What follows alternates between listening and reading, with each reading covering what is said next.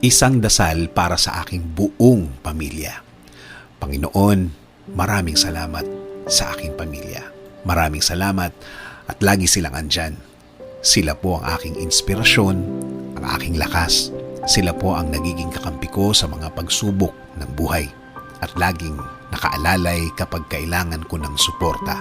Lord, kasama po ng aking dasal na ito na mas mapalapit sila sa iyo, mas makilala ka nila, mas malaman pa nila ang iyong kabaitan, kasama ng nakita nila sa aking buhay na ikaw ang pinagkukunan ko ng lakas sa araw-araw.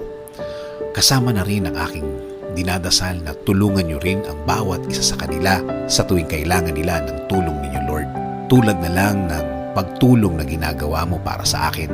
Every time na kailangan ko po ng tulong niyo, palagi niyo silang samahan at protektahan sa lahat ng oras. Alam ko po na napakadelikado na sa labas at kailangan nila ng proteksyon ninyo sa mga buhay nila, kasama na ang kani-kanilang mga trabaho. Ikaw, Panginoon, ang nakakaalam ng lahat ng kanilang pinagdadaanan. Alam mo kung anong mga pagsubok ang dumadating sa kanila.